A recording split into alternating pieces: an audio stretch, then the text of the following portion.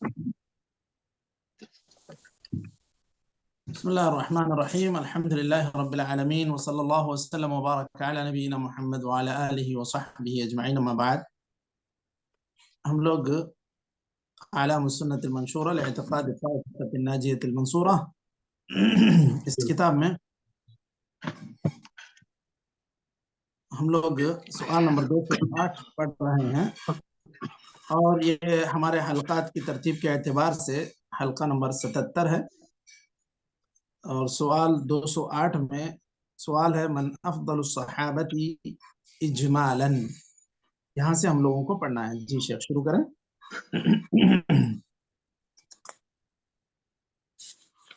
ونصلي على رسوله الكريم. أما بعد، من أفضل الصحابة إجمالا؟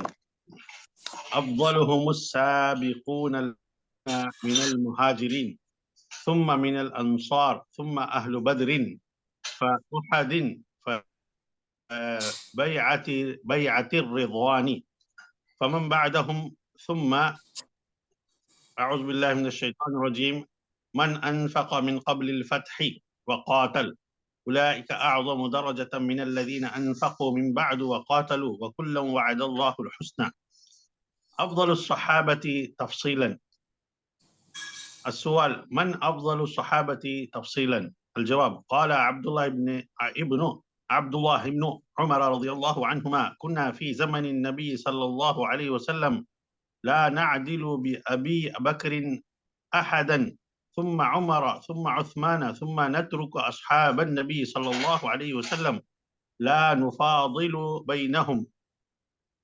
وقال النبي صلى الله عليه وسلم لأبي بكر في الغار: ما ظنك باثنين الله ثالثهما.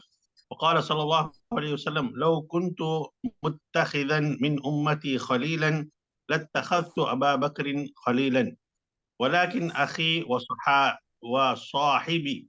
وقال صلى الله عليه وسلم: إن الله بعثني إليكم فقلتم كذبت. وقال أبو بكر: صدقت، وواساني بنفسه وماله، فهل أنتم تاركوا لي صاحبي مرتين؟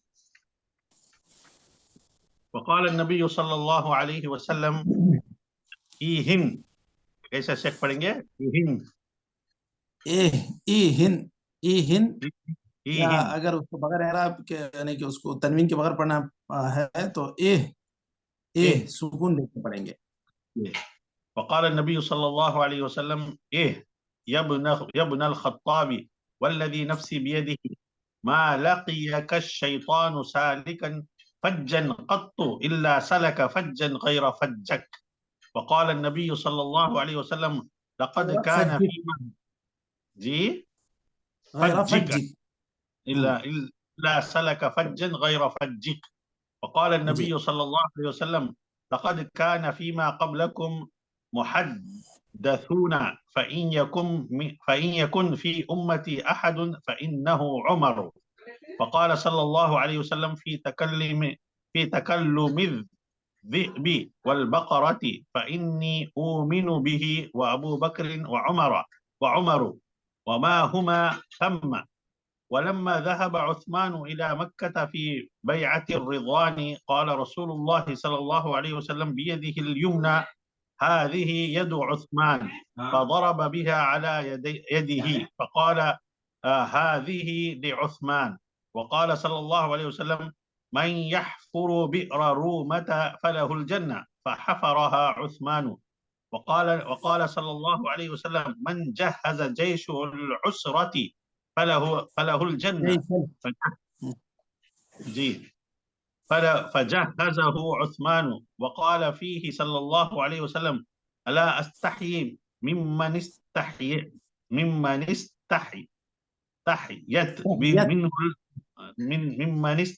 منه الملائكة.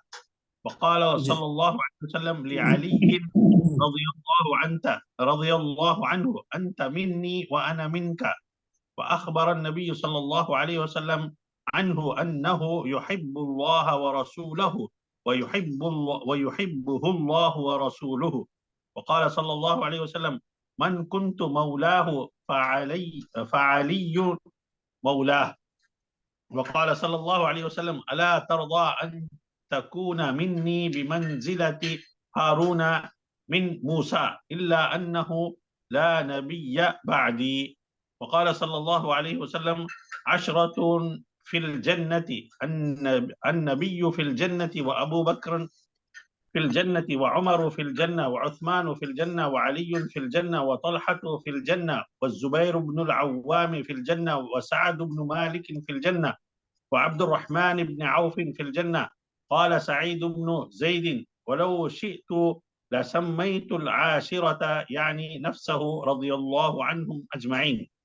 وقال صلى الله عليه وسلم أرحم أمتي بأمتي أبو بكر وأشدها في دين الله عمر وأصدقها حياء عثمان وأعلمها بالحلال والحرام معاذ بن جبل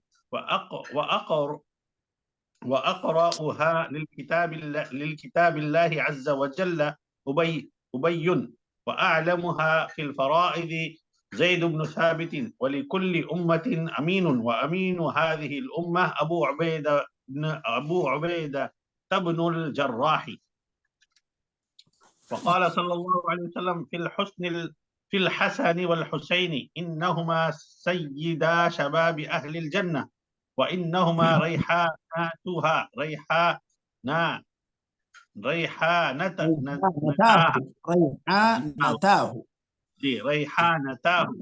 وقال صلى الله عليه وسلم اللهم إني أحبهما فأحبهما.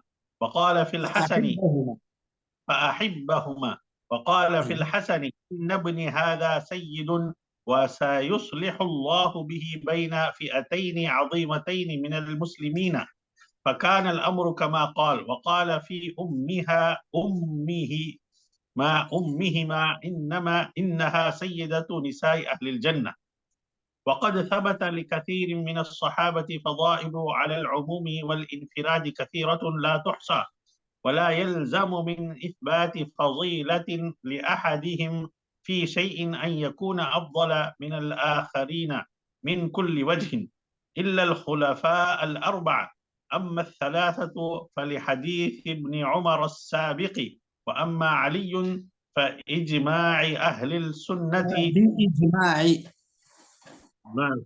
فبإجماع أهل السنة أنه كان بعدهم أفضل من من على وجه الأرض. اور پڑھو شیخ.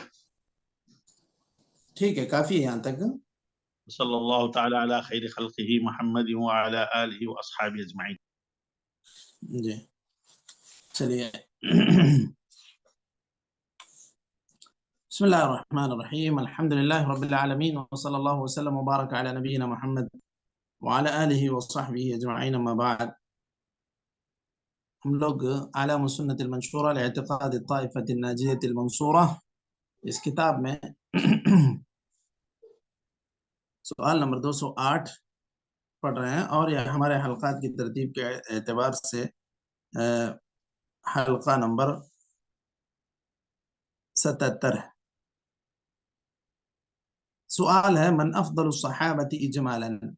صحابہ میں اگر آپ مختصر انداز میں یہ کہنا چاہیں کہ کون لوگ افضل ہیں تو آپ یہ کہہ سکتے ہیں جو مہاجرین میں جو لوگ سبقت لے گئے وہ لوگ، پھر انصار.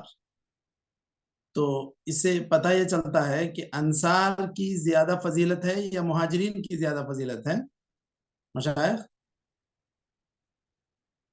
مہاجرین کی زیادہ فضیلت ہے. جی جی کیوں شیخ؟ وہ سب کچھ اپنا جو کچھ بھی ہے چھوڑ کے اللہ کے لیے جو ہے اللہ اس کے رسول کے لیے نکل گئے. چلیے صحیح ہے. جو کچھ ان کے پاس تھا وہ سب کچھ چھوڑ کر آئے. یہ انسان کے لیے بہت مشکل امتحان.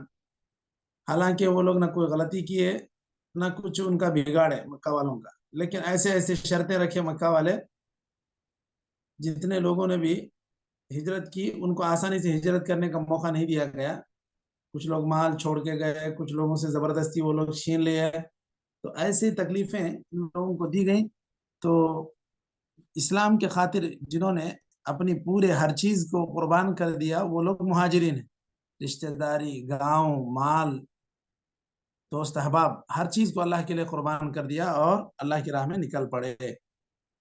اب ان کے مقابلے میں انصار کی جو قربانیاں ہیں وہ بھی بے مثال ہیں، لیکن یہ لوگ اپنے مدینے میں ہی اپنی جگہ پر مقیم رہے. تو ان پر جو مہاجرین پر جو امتحانات یا جو شدائد، جو تکلیفیں گزری، انصار کو اس کے مقابلے میں کم ہی گزری. ثم اہل بدر، پھر اہل بدر.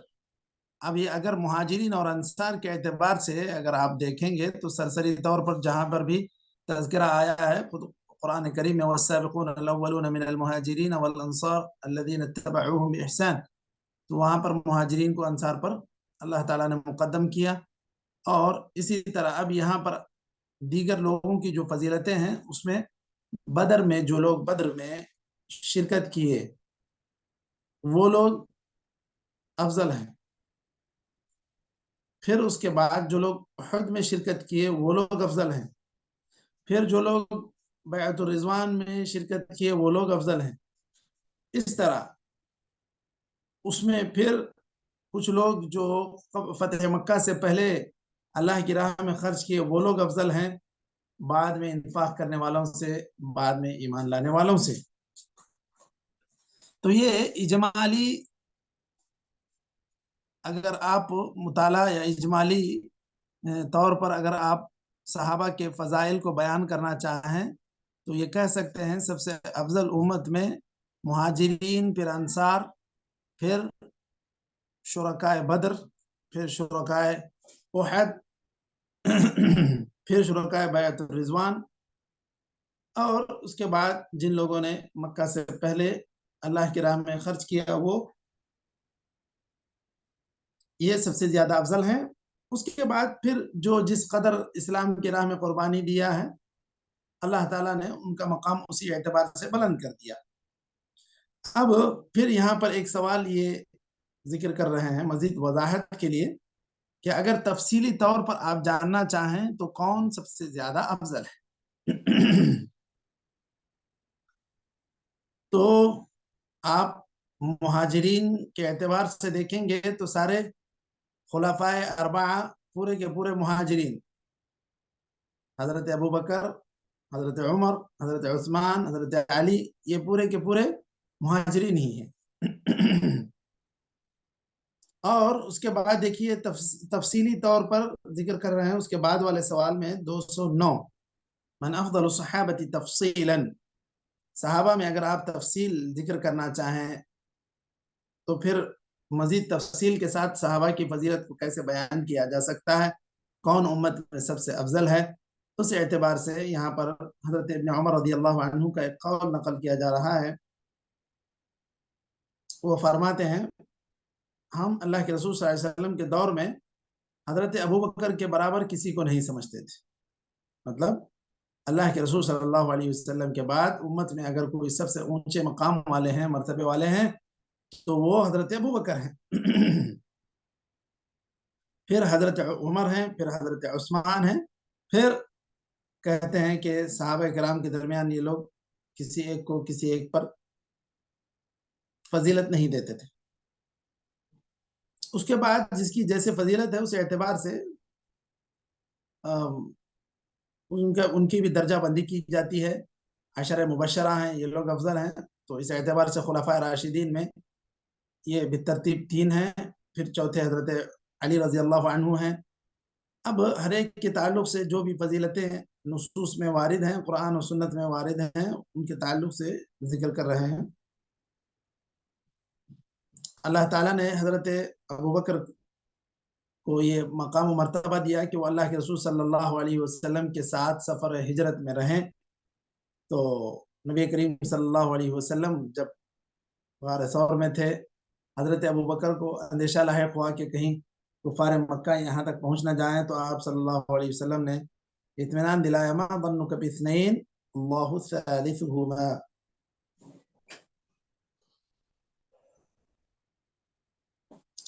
کہ ڈرنے کی کوئی بات نہیں، ہم اگر جو دو ہی ہیں تو اللہ تعالیٰ ہمارے ساتھ تیسرا ہے، کہ مطلب یہ کہ اللہ تعالیٰ ہمیں تنہا نہیں چھوڑے گا، اللہ تعالیٰ ہماری مدد کرے گا، ہمیں بے سہارا نہیں چھوڑے گا۔ اسی طرح اللہ کے رسول صلی اللہ علیہ وسلم نے حضرت ابوبکر ہی کی شان میں یہ بھی کہا کہ اگر میری امت میں سے میں کسی کو دوست بناتا تو حضرت ابوبکر کو بناتا، لیکن وہ میرے دینی بھائی ہیں، میرے دوست ہیں، یہ خود کافی ہے۔ یعنی اسلامی اخوت سب سے افضل ہے، اس کے بعد ہی ساری دوستیاں۔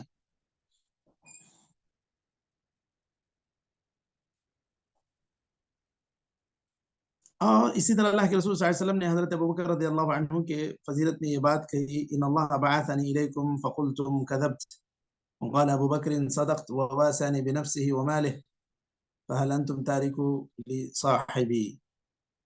یہ اللہ کے رسول صلی اللہ علیہ وسلم حضرت ابوبکر رضی اللہ عنہ کے تعلق سے کہا کہ دنیا سب چھٹلا رہی تھی، حضرت ابوبکر نے میری تصدیق کی اور اپنے جان مال ہر چیز سے انہوں نے میری مدد کی، میرا سہارا بنے رہے۔ اس کے علاوہ بھی کئی ایک ایسی حدیثیں ہیں جس کے اندر حضرت ابوبکر رضی اللہ عنہ کی فضیلت واضح طور پر معلوم ہوتی ہے۔ اللہ کے رسول صلی اللہ علیہ وسلم نے کہا کہ مسجد نبوی میں جو بھی راستے ہیں وہ سب کے سب بند کر دیے جائیں الا خوخۃ ابی بکر، سوائے حضرت ابوبکر رضی اللہ عنہ کے راستے کے، تو سارے کے سارے راستے بند کر دیے گئے۔ یہ حضرت ابوبکر رضی اللہ عنہ کے مقام و مرتبے کا اعتبار کرتے ہوئے آپ نے ان کے اس راستے کو برابر رہنے دیا۔ لا يبقين في المسجد خوخة الا خوخة ابی بکر، یہ بات آپ صلی اللہ علیہ وسلم نے کہی۔ اب اس کے بعد دیکھیے حضرت عمر رضی اللہ عنہ کے تعلق سے جو باتیں احادیث میں ذکر ہیں، اس میں حضرت عمر بن الخطاب رضی اللہ عنہ آپ کے ایمان سے ایسا لرزہ طاری تھا کفار مکہ پر بھی، حتیٰ کہ شیطان پر بھی۔ آپ صلی اللہ علیہ وسلم نے کہا کہ شیطان آپ کو جس راہ میں دیکھتا ہے وہ اپنی راہ بدل لیتا ہے، آپ کو بہکانے کے لیے آپ کے پیچھے پیچھے نہیں آئے گا۔ وہ ایسے اتنی بڑی فضیلت والے حضرت عمر رضی اللہ عنہ ہیں۔ اسی طرح آپ صلی اللہ علیہ وسلم نے حضرت عمر رضی اللہ عنہ کے تعلق سے یہ بات بھی کہی کہ آپ سے پہلے یعنی ہم سے پہلے امتوں میں کچھ لوگ ایسے ہوا کرتے تھے گویا کہ ان کو الہام کر دیا گیا ہے، کسی چیز کو اللہ تعالیٰ کی طرف سے بتلا دیا گیا ہے۔ اگر ایسی بات ہوتی تو حضرت عمر رضی اللہ عنہ اس امت میں محدث ہوتے، یعنی کہ ان کو الہام ہوتا یا ان کو اللہ تعالیٰ کی طرف سے یہ باتیں بتا دی جاتی۔ اسی طرح آپ صلی اللہ علیہ وسلم نے حضرت ابوبکر اور عمر رضی اللہ عنہما کی فضیلت میں بیک وقت یہ بات بھی کہی، جب ایک آدمی نے آ کر بتلایا کہ یہ ایک بھیڑیا اور ایک گائے بات کر رہے ہیں، تو آپ صلی اللہ علیہ وسلم نے کہا کہ مجھے اس بات کا یقین ہے، میں اس بات کا یقین رکھتا ہوں، ایمان رکھتا ہوں اس پر۔ میں ہی نہیں بلکہ ابوبکر اور عمر رضی اللہ عنہما بھی اس بات پر یقین رکھتے ہیں۔ تو وما ہما ثم، حالانکہ وہ دونوں وہاں پر نہیں تھے، پھر بھی آپ صلی اللہ علیہ وسلم نے ان کی فضیلت بیان کی کہ میں جب اس بات پر یقین رکھتا ہوں تو مجھے پورا یقین ہے کہ ابوبکر اور عمر رضی اللہ عنہما بھی اس بات پر یقین رکھتے ہیں، ایمان رکھتے ہیں۔ تو اس سے حضرت ابوبکر اور حضرت عمر رضی اللہ عنہما کی فضیلت معلوم ہوتی ہے۔ اسی طرح حضرت عثمان رضی اللہ عنہ کے تعلق سے جو نصوص وارد ہیں اس میں یہ بات ہے کہ آپ صلی اللہ علیہ وسلم نے جب اپنا نمائندہ بنا کر بھیجا حضرت عثمان کو، اور یہ ایک افواہ اڑا دی گئی کہ حضرت عثمان رضی اللہ عنہ کو شہید کر دیا گیا، تو آپ صلی اللہ علیہ وسلم نے اپنے داہنے ہاتھ سے کہا ہذہ، یعنی اپنا دانا ہاتھ بتلاتے ہوئے کہا ہذہ ید عثمان، اور آپ صلی اللہ علیہ وسلم نے اس کو اپنے ہاتھ پر مار کر جو ہے یہ کہا کہ یہ عثمان کے لیے ہے، یعنی آپ صلی اللہ علیہ وسلم نے اپنے ہاتھ کو عثمان رضی اللہ عنہ کا ہاتھ بتلایا، یعنی وہ اتنے مقام و مرتبے والے ہیں، اتنے بڑے مرتبے والے ہیں۔ اسی طرح آپ صلی اللہ علیہ وسلم نے جب کہا من یحفر بئر رؤمة فلہ الجنہ، تو بیر روما کو کون کھودے گا یا اس کو کون خریدے گا؟ بیر روما اصل میں اس کا مالک ایک یہودی تھا. یہ کب کی بات ہے مشائخ؟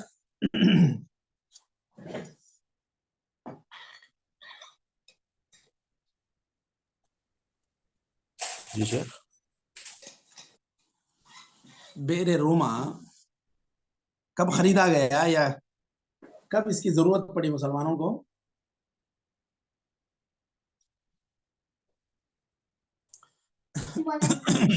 شروع کیا یہ میں اس کے بالکل. جب مسلمان نئے نئے ہجرت کر کے مدینہ آئے، اب ایک تو پہلے جو انصار تو وہاں تھے، ان کے تو کچھ معمول کے حساب سے کچھ بھی چل رہا ہوگا، لیکن مسلمانوں کی اتنی بڑی آبادی وہاں آ کر بسی اچانک، اور اتنا آسان نہیں ہے کہ جو پہلی بات تو یہاں ایسے چشمے یا ایسے نہریں نہیں تھیں، کنویں نہیں تھے اتنے زیادہ کہ سارے لوگوں کی ضرورتیں بآسانی پوری ہو جاتی. مدینے میں پانی کی تکلیف تھی، خاص کر میٹھے پانی کی تو تکلیف تھی. اب یہودی اس کنویں کا مالک تھا. آپ صلی اللہ علیہ وسلم نے دیکھا کہ بہت مسلمانوں کو تکلیف ہے. آپ صلی اللہ علیہ وسلم نے یہ اعلان کر دیا، دیکھو جو بھی بیر روما خرید دے گا مسلمانوں کے لیے، اس کے لیے میں جنت کی ضمانت دے دیتا ہوں. حضرت عثمان رضی اللہ عنہ کو یہ شرف حاصل ہے کہ آپ نے بلا شرکت غیرے، یعنی کوئی اس کے اندر تعاون نہیں کیے. حضرت عثمان نے خاص اپنے مال سے اس کو خرید کر مسلمانوں کے لیے وقف کر دیا، اور اپنا ڈول بھی اس میں ایک عام مسلمان کے ڈول کی طرح کر دیا. ایسا نہیں کہ میں نے خریدا ہے تو میں اس میں سب سے پہلے لوں گا اور میری ضرورت پوری ہونے تک یہاں کوئی قریب نہ آئے، ایسا کچھ نہیں کیا آپ نے اس کو خرید کر مسلمانوں کے لیے وقف کر دیا. تو اللہ کے رسول صلی اللہ علیہ وسلم نے ان کے لیے جنت کی ضمانت دی تھی، بیر روما جو خرید دے. اسی طرح آپ صلی اللہ علیہ وسلم نے جب جیش العسرہ، کون سا جیش مشائخ؟ کس جنگ کے لیے جو لشکر تیار ہو رہا تھا جسے جیش العسرہ کہا گیا؟ جی، تبوک میں جب مسلمان جنگ کے لیے نکل رہے تھے، بڑی تنگی تھی. ایسے وقت میں صدقہ کرے کوئی تو آپ صلی اللہ علیہ وسلم نے ان کے لیے جنت کی خوشخبری دی تھی. اس وقت بھی حضرت عثمان رضی اللہ عنہ نے 300 اونٹ اپنے سارے اسباب کے ساتھ، جس میں مجاہد کا کھانا پینا، اس کے اسباب، جنگی ہتھیار جو بھی ہیں، وہ جانور کا چارہ، پانی، یہ ساری چیزوں کے ساتھ حضرت عثمان رضی اللہ عنہ نے ایسے 300 اونٹ اللہ کی راہ میں دے دیے. اور جیش العسرہ میں آپ نے یہ اتنا بڑا صدقہ کیا تو اللہ کے رسول صلی اللہ علیہ وسلم نے اس پر بھی جنت کی خوشخبری دی تھی. حضرت عثمان رضی اللہ عنہ کو ہی یہ شرف حاصل ہے. آپ صلی اللہ علیہ وسلم نے حضرت عثمان کے تعلق سے ہی یہ بات بھی کہی تھی کہ کیا میں نہ شرماؤں ان سے جن سے فرشتے خود شرماتے ہیں. اتنے باحیا تھے حضرت عثمان رضی اللہ عنہ. اب حضرت عثمان کے بعد، یعنی یہ بالترتیب 3 خلفاء کے یہ جو فضائل بیان کیے گئے ہیں، ان کے بعد حضرت علی رضی اللہ عنہ کے بھی فضائل ہیں. ان کے تعلق سے آپ صلی اللہ علیہ وسلم نے کہا انت منی وانا منک، تم مجھ سے ہو میں تم سے ہوں. یہ بات آپ صلی اللہ علیہ وسلم نے حضرت علی رضی اللہ عنہ سے کہی تھی. اور اسی طرح آپ صلی اللہ علیہ وسلم نے ان سے کہا تھا کہ وہ خود اللہ تعالیٰ سے محبت کرتے ہیں، اس کے رسول سے محبت کرتے ہیں، اور اللہ اور اس کے رسول بھی ان سے محبت کرتے ہیں. تو یہ کتنی عظیم شہادت ہے حضرت علی رضی اللہ عنہ کے لیے کہ اللہ اور اس کے رسول خود حضرت علی کو چاہتے ہیں. ایک تو یہ کہ انسان اللہ تعالیٰ کو چاہے، اللہ کے رسول کو چاہے، یہ خود بھی ایک بڑا اونچا مقام و مرتبہ ہے. لیکن اس سے بڑا اونچا مقام و مرتبہ کیا ہو سکتا ہے کہ خود اللہ تعالیٰ اس بندے کو چاہے، اللہ کے رسول صلی اللہ علیہ وسلم اس بندے کو چاہیں، اور اس کا اعلان آپ صلی اللہ علیہ وسلم کر دیں. تو یہ بہت ہی اونچی کیا کہتے ہیں اس کو، اونچی پوزیشن ہے، اور یہ بہت ایسا اونچا مقام ہے کہ یہاں تک ہر انسان پہنچے یہ ممکن نہیں ہے. اللہ کے رسول صلی اللہ علیہ وسلم نے ان کے لیے شہادت دی باقاعدہ. تو یہ بہت ہی اونچا مقام ہے. اسی طرح آپ صلی اللہ علیہ وسلم نے کہا من کنت مولاہ فعلی مولاہ، میں جس کا دوست ہوں حضرت علی بھی اس کے دوست ہیں. تو مطلب میں اور حضرت علی بالکل قریبی انسان ہیں. ایک قریبی انسان کا دوست بالکل دوسرے قریبی انسان کا دوست ہوتا ہے. یہی بات ہے جو حضرت علی رضی اللہ عنہ کے تعلق سے آپ صلی اللہ علیہ وسلم نے بیان کی. آپ صلی اللہ علیہ وسلم نے ان سے ایک مرتبہ خطاب کر کے کہا حضرت علی رضی اللہ عنہ تو جنگوں میں کبھی پیچھے رہنا یا بیٹھے رہنا اس بات کو پسند نہیں کرتے تھے. آپ صلی اللہ علیہ وسلم نے ایک مرتبہ مناسب سمجھا کہ انہیں اپنے اہل و عیال پر ذمہ دار بنا کر جائیں. تو آپ کے کہنے پر وہ رکے اور آپ نے ان کو اطمینان دلاتے ہوئے کہا دیکھو تمہارا مقام و مرتبہ اتنا اونچا ہے کہ جس طرح حضرت ہارون حضرت موسیٰ علیہ السلام کے بالکل قریبی انسان تھے ویسے ہی تم بھی میرے قریبی انسان ہو. ہاں میرے بعد کوئی نبی نہیں ہے، اسی طرح تم بھی میرے بعد کیا کسی نبوت کے گویا کہ حقدار نہیں ہو یا میرے بعد نبوت کا سلسلہ ہی نہیں ہے. یہاں پر جو تشبیہ دی گئی تھی حضرت ہارون اور موسیٰ علیہ السلام کی، تو حضرت ہارون علیہ السلام کو نبوت میں گویا کہ شرکت عطا کی گئی تھی. اللہ تعالیٰ نے دونوں کو نبی بنایا. یہاں یہ بات ممکن نہیں ہے. تم میرے نزدیک ایسا ہی مقام و مرتبہ رکھتے ہو جس طرح حضرت ہارون علیہ السلام حضرت موسیٰ علیہ السلام کے پاس مقام و مرتبہ رکھتے تھے. آپ صلی اللہ علیہ وسلم نے یہ جو خلفائے اربعہ کے تعلق سے یہ جو احادیث بیان کی ہیں، کتب احادیث میں اس سے بھی زیادہ ذکر کیے گئے ہیں. خود ہم لوگوں نے جو مشکات المصابیح پڑھی اس کے اندر بھی مناقب الصحابہ ذکر کیے گئے ہیں. حضرت ابو بکر کے الگ، حضرت عمر کے الگ، حضرت عثمان کے الگ، اس طرح حضرت علی کے الگ. یہ مناقب صحابہ کے جو بیان کیے گئے ہیں اس وجہ سے کہ یہ اہل سنت الجماعت کے عقیدے میں شامل ہے کہ یہ ایسی بزرگ ہستیاں ہیں کہ اب یہ امت میں پھر کبھی ان کے جیسا کوئی پیدا نہیں ہوگا. اس وجہ سے یہ ساری چیزیں اس طرح کی جو احادیث ان سے متعلق ہیں اس کو محدثین نے الگ سے باب باندھا تاکہ ان کے مقام و مرتبے کو لوگ پہچانیں. اچھا اس کے بعد دیکھیے خلفائے راشدین کے بعد عشرہ مبشرہ کا مقام ہے. آپ صلی اللہ علیہ وسلم نے کہا عشرۃ فی الجنہ، النبی فی الجنہ وابو بکر فی الجنہ وعمر فی الجنہ وعثمان فی الجنہ وعلی فی الجنہ. یہ خلفائے راشدین تو ہیں. ان کے بعد طلحہ، حضرت طلحہ بن عبید اللہ، زبیر بن العوام، سعد بن مالک، عبد الرحمن بن عوف اور سعید بن زید. یہ لوگ پورے کے پورے دنیا میں ان کو جنت کی خوشخبری الگ سے دی گئی تھی. ویسے تو اس میں بہت سارے صحابہ ایسے ہیں جن کو کسی اور موقع مناسبت سے بھی جنت کی خوشخبری ملی ہے. جی مشائخ، مثلا ابھی جو ہم لوگوں نے پڑھا اس میں کون سی خوشخبریاں ہیں جن میں یہ صحابہ کرام آ جائیں گے؟ جی مشائخ.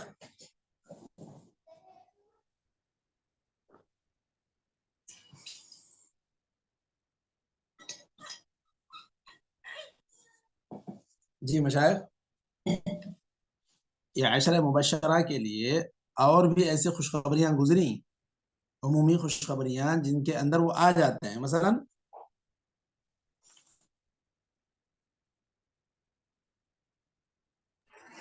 المرء مع من احب، المرء مع من احب یہ بھی ہے جو ابھی ہم لوگوں نے پڑھا. افضل الصحابہ اجمالا، اس میں خلفائے راشدین جنگ بدر میں تھے. حضرت عثمان رضی اللہ عنہ وہ اپنے بیوی کی وجہ سے رک گئے تھے. تو باقی تینوں افراد تھے، تینوں خلفاء جنگ بدر میں آپ صلی اللہ علیہ وسلم کے ساتھ شامل تھے. یہ بھی ان کے لیے ہے. باقی بیعت الرضوان میں بھی یہ شامل رہے. اس کے بعد حضرت ابو بکر اور حضرت عمر رضی اللہ عنہ کے انفاق کے یہ قصے تو مشہور ہیں. فتح مکہ سے پہلے ان لوگوں نے جو انفاق میں اپنا تسابق کیا، مسابقہ کیا، یہ بھی معروف ہے. تو یہ کئی ایک حضرت عثمان رضی اللہ عنہ کے لیے ہم نے ایک سے زیادہ مرتبہ جنت کی خوشخبری سنی، خواہ وہ بیر روما کے تعلق سے ہو یا جیش العسرہ کے تعلق سے ہو. یہ کئی ایک مرتبہ ان کو جنت کی خوشخبری دنیا میں رہتے ہوئے دی گئی، اور یہ چیز ان کے لیے عمل میں کمی کرنے یا پیچھے رہنے کا باعث نہیں بنی، بلکہ اور زیادہ ان کو عمل پر یہ چیزیں ابھارتی رہیں۔ حضرت سعید بن زید خود اس حدیث کے راوی ہیں، اور وہ عشر مبشرین بالجنہ، اس حدیث کو وہ خود روایت کرتے ہیں، اور اسی لیے وہ اپنا نام ذکر کرتے ہوئے یہ بات کہتے ہیں، چاہوں تو میں اپنا نام ذکر کر دوں، ورنہ وہ خود بھی جن لوگوں کا نام اللہ کے رسول صلی اللہ علیہ وسلم نے لیا تھا ان میں وہ ایک تھے، اور وہ نام خود اپنا بھی وہ کہتے ہیں کہ میں چاہوں تو اس کو ذکر کر دیتا ہوں۔ اس کے بعد ایک حدیث جس کو بعض محدثین نے جس پر کلام کیا، لیکن شیخ البانی وغیرہ نے اس کو صحیح کہا ہے۔ حدیث کیا ہے؟ ارحم امتی بامتی ابو بکر واشدها في دین اللہ عمر واصدقها حیاء عثمان وعلمها بالحلال والحرام معاذ بن جبل واقرأها لكتاب الله ابی وعلمها بالفرائض زید بن ثابت ولكل امة امین وامین هذه الامة ابو عبیدہ بن الجراح۔ یہ مسند احمد کی روایت ہے، سنن میں ترمذی اور ابن ماجہ میں یہ روایت ہے۔ امام ترمذی نے اس کو حدیث حسن غریب کہا، لیکن شیخ البانی وغیرہ نے اس کو صحیح قرار دیا ہے۔ اب اس کے بعد حضرت علی رضی اللہ، خلفاء راشدین کے بعد حضرت حسن اور حسین رضی اللہ عنہما، ان کی فضیلت یہاں پر بیان کی جا رہی ہے کہ یہ دونوں اللہ کے رسول صلی اللہ علیہ وسلم کے نواسے اور جنت کے نوجوانوں کے سردار۔ آپ صلی اللہ علیہ وسلم ان کے تعلق سے یہ کہتے ہیں کہ یہ دونوں جنت کے سردار ہیں، اور اپنی محبت کا ان سے اظہار کرتے ہیں، دعا کرتے ہیں کہ اے اللہ تو بھی ان سے محبت فرما۔ اور آپ صلی اللہ علیہ وسلم نے حضرت حسن رضی اللہ عنہ کے تعلق سے یہ کہا، ان ابنی هذا سید وسیصلح اللہ به بین فئتین عظیمتین من المسلمین۔ جب مسلمانوں کے درمیان کچھ باتیں ایسی ہونے لگیں تو حضرت حسن رضی اللہ عنہ نے دیکھا کہ بھلائی یا امت کی بھلائی اور امت کی خیر خواہی اسی میں ہے کہ میں اس خلافت کی دعوے داری سے ہٹ جاؤں، حضرت معاویہ رضی اللہ عنہ کے ہاتھ پر میں بھی بیعت کر لوں۔ انہوں نے چونکہ اپنے آپ کو اس خلافت کی امیدواری سے اپنے کو دور کر لیا، اور یہ آپ کے اس مبادرے کی وجہ سے یا آپ کے اس اعلان کی وجہ سے امت میں ایک مرتبہ پھر سے اجتماعی روح پوری طرح گویا کہ لوٹ آئی۔ کوئی کسی اور دھڑے میں کوئی نہیں بٹا، کچھ لوگ حضرت حسن رضی اللہ عنہ کو خلیفہ مان رہے ہوں، کچھ لوگ حضرت معاویہ رضی اللہ عنہ کو خلیفہ مان رہے ہوں، ایسا کچھ نہیں ہوا۔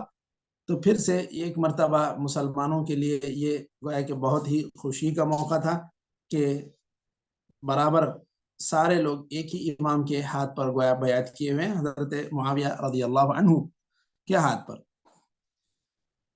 اب اس میں اگر آپ حضرت حسن اور حسین رضی اللہ عنہما کو فضیلت دینا چاہیں تو کون افضل ہے مشائخ؟